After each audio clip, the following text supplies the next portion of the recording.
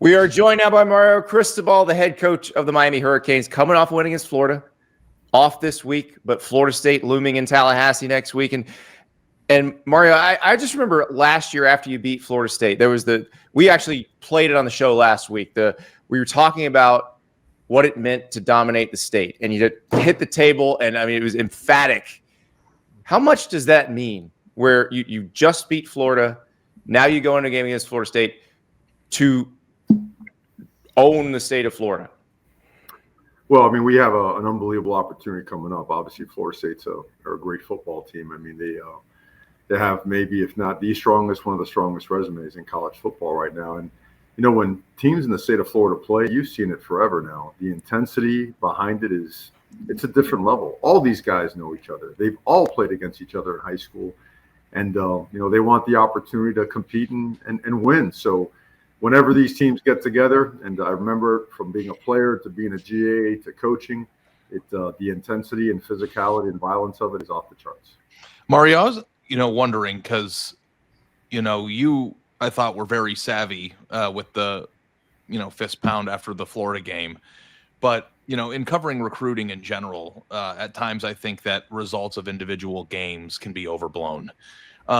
In the state of Florida, that doesn't seem to be the case because of the relationships and how close everybody is geographically and, all that. How much does winning a game like that do for you in the building when you're recruiting? And then how much is the potential of this game being between two undefeated teams and feeling like a vintage Miami Florida State game do for your program build? Well, I think winning in general always certainly adds to your ability to validate your messaging, right? When you're going out on the road and recruiting. But I also do believe this because, I mean, I took over a program with the staff, not just myself, over at FIU when they were 0-25, and over at Rutgers when they were 1-11, and in Oregon when they were 4-8. Winning does validate a lot of things, but there is a football season, and then there's almost like recruiting and signing day season, and they don't necessarily match up together all the time. So I think it's the most dangerous thing in the world in recruiting is to assume that winning a football game or winning football games naturally leads to really good recruiting. It could be of assistance. It could help you, but it's an entirely different game and one that has to be taken with the same intensity as you approach everything else you do in your program. Well, let's talk about the part that comes after recruiting, the development part, because I think about when you took this job, you get it in late 2021, going into the 2022 season. Your first class where you had a full cycle was that 23 class. So that's CC Malinois, that's Rueben Bain Jr., Mark Fletcher, guys who are cornerstones of this team now. How much have they grown since they got to your campus, since you saw them as high schoolers? And is this exactly what you envisioned for them at this point in their career? That was the most challenging recruiting job by an entire staff that I've ever been a part of, because upon arrival, it was a little bit frightening, the caliber, the level of roster that we were walking into. And then you had to play out a season where you were getting your teeth kicked in week after week after week. And you're seeing these guys outside of Hard Rock Stadium, and you're being flat out blunt and honest and saying, yeah, we are not real good right now, but this is our blueprint. This is our plan. This is what your significance to this plan means, and stick with us. We will not let you down. Look at our history. And by the grace of God, a lot of hard work they did. And every single year, we've just been getting better and better and better. And those guys are a massive reason why. And I'll tell you what, the other part I thought was really neat is we had a week and a half or whatnot when we took the job to put some pieces together. And those pieces were Wesley Bassint, Matthew McCoy, Inez Cooper. Gosh, who else was in that? We had some really some really important pieces that are playing out. They're playing great football for us right now. And they went through all that junk. They went through the beatings that we took. They saw the progress. So they took all the steps. They never skipped the steps. And unfortunately, when you have a starting point like that, you can't skip steps. And they went through every single one of those painful ones. Mario, I think that the plan at Miami has been very straightforward for, every coach that has come through there, especially the ones before you, in terms of, keeping the kids in South Florida home. Obviously, Miami will only go as far as, those players will take it. And I'm wondering, as you guys have seen sustained improvement year over year, success in a way that Miami hadn't had, what's it like walking into a high school hallway now? Do people receive Miami differently in South Florida now than they did 3 years ago? There's been a drastic change over the past couple of years, and it's still ultra competitive.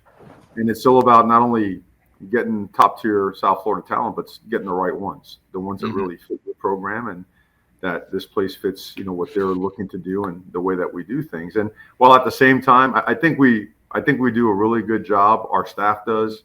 I certainly don't want to take the credit. We do this thing again as a team, is the fact that we have a really good blend of portal players that are older, that have a year left, portal players that have multiple years, and then high school recruits, high school signees, where the experience with the high level young talent, with experience with years in the portal, as long as the attitudes are right and the level of talent, the caliber of work ethic is right, that's a really powerful blend. And I think all that stuff together has proven that whether you're local, whether you're from the other side of the country, that you're going to have an opportunity to play here at the highest level. Andy, if I can just jump in here, go ahead. One more, just a follow up to this.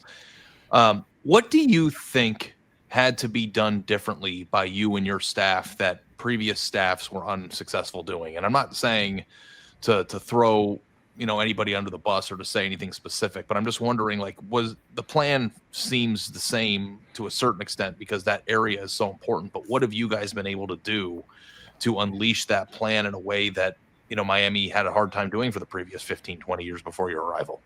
Well, I think I'll start by saying that there's been a ton of progress, because the starting point, I could go on for hours of what that starting point was like. And that was, a pretty challenging situation, but we're not where we want to be yet. So I think when we get to that point, I think it'd be great to reflect and say, okay, these are the things that were done. It's a very different plan. But here's the thing. I respect anyone that's come through here before, anyone that wore a Hurricane shirt or helmet, you're a Cane, so, and I always try to pick and choose my words respectfully, so it never comes across as, oh, that's wrong and this is right. Cause you never know, and you don't judge. So we have a very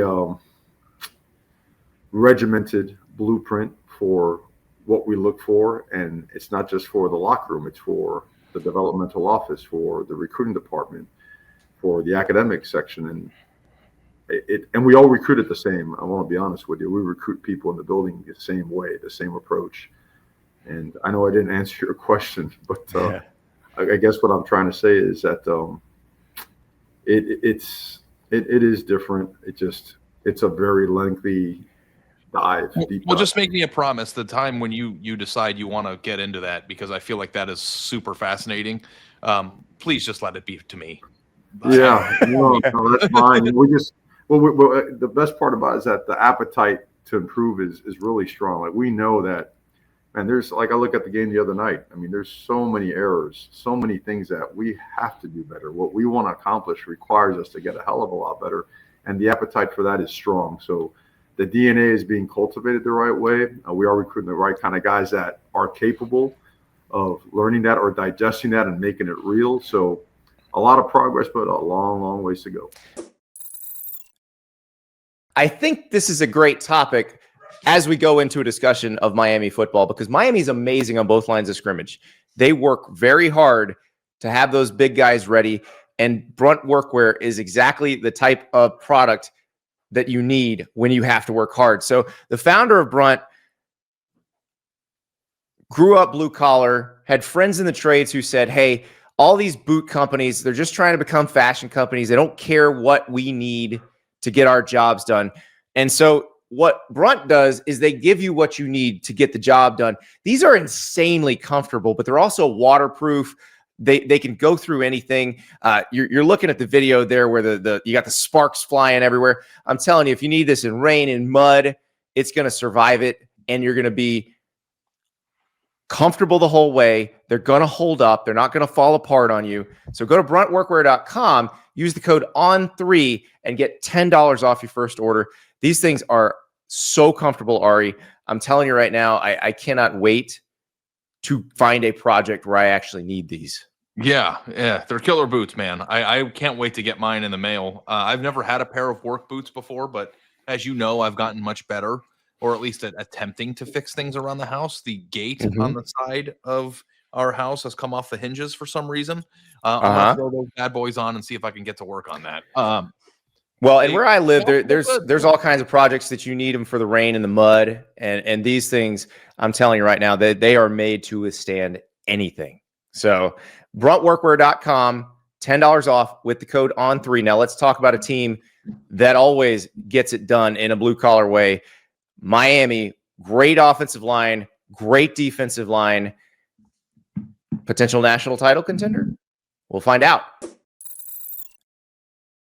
So I know it's important in your program to always have great play on the line of scrimmage. It's important going back in Miami history to be great on the line of scrimmage. I want to fact check something that Art Kehoe once told me. So your old offensive line coach at Miami. He said that the offensive line, while he was at Miami, never won a single day at practice. Never won a single day. So I want to fact check that first. Did you guys ever win against your D-line? Yes. I thought so. I thought you'd say it. But where he was right, this is no, and with playing just basic 4-down cover 2, it was successful if after a scrimmage they counted up a dozen plus yards of rushing because they were that good. I remember being a freshman. It's Russell Maryland, it's Cortez Kennedy, it's Bill Hawkins, Greg Mark. Some of these you name it. I can go on those guys forever, but it was extremely difficult to get any kind of movement because those bodies were thick, powerful, explosive, and they played like absolute maniacs. They were very violent football players. So what is it now when it's Rueben Bain against Markel Bell, when it's Akeem Messidor against Matthew McCoy? Like, what does that look like at practice? Yeah, it's what you want it to. It's getting to what you want it to look like. They seek each other out. That's the best part. There's no skipping reps, hiding. Like if we go to block destruction or one-on-one, 2-on-2s, inside run, middle drill, whatever it is, they seek each other out. They won't take reps unless it's against each other because they know at the end of the day that's really the secret sauce. The secret sauce is it's in the dirt. It's working against each other. So I knew you were going to win the other night in the first quarter when I'm watching your offensive line. Basically, the pile would just move 5 yards. Like the back would get the ball, he'd run about 2, he'd hit the pile, and then the pile would move another 5 yards. And you guys were still doing that in the fourth quarter. So my question is, who gets more excited about that, you or Alex Mirabal, your O-line coach?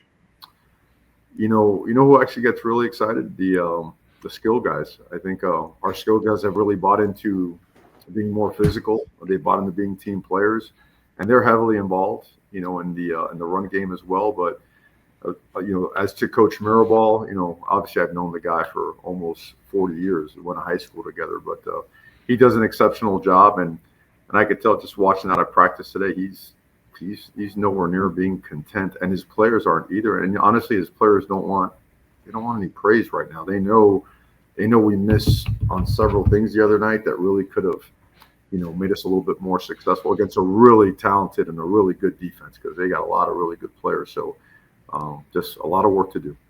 I'm trying to say how to ask this diplomatically. What's it like, and I mean this as a compliment, having a psychopath like Michael Irvin on the sideline? Did you see these videos running? I don't know how aware you are of what's going on, but he's really getting after it on your sidelines. What's it like having him out there? Well, he was kind of one of the hosts when I officially visited here way back in the day, so I know the intensity that he's going to bring, and during the game, am I aware of anything outside of what we're doing? Absolutely not. Have you seen the clip of him? Yeah, we'll have to send it to you because like that he was fired up. But what he did honestly a year ago, he came to we had 400 plus members that came to the alumni reunion, and he spoke to the team off camera, no recording, no nothing, and he went right at some really important things that were the basic principles of being a Miami Hurricane way back, and also letting them know that want to go. We're going forward with you guys. We're not trying to make this nostalgia theater. We want to make sure we're here to help and mentor and assist. And I mean, Mike is he's all heart, he's all hurricane. Obviously his history is awesome, and we're seeing a lot of guys coming around, and that's really good for our program. What did you said he was one of your hosts when you came to visit way back? I think everybody was hosting that. I was just like hoping that you could tell us what that evening looked like. It was a very successful recruiting evening.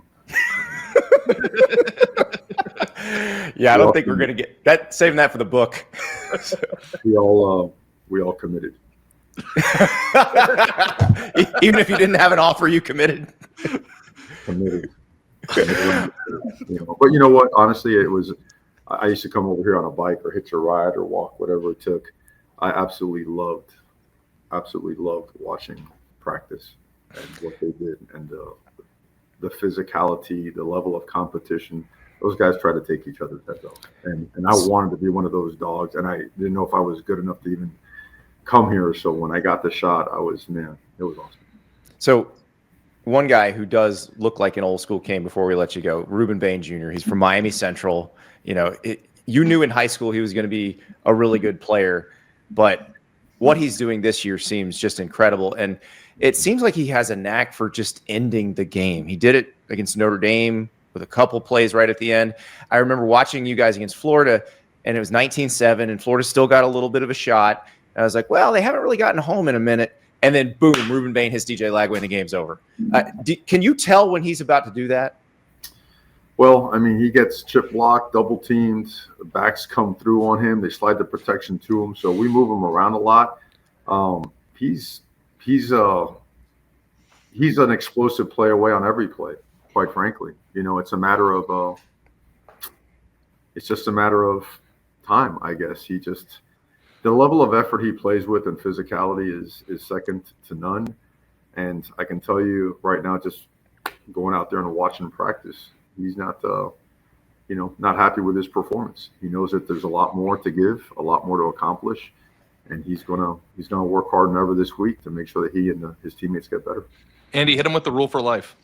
Oh yeah. Oh, we didn't prep you for this, and I'm sorry, but I have a feeling you have a good answer for this. When we have coaches on the show, we ask them what their rule for life is, or their rules for life. Like I have 3: never complain about free food, never complain about free beer, never skip leg day.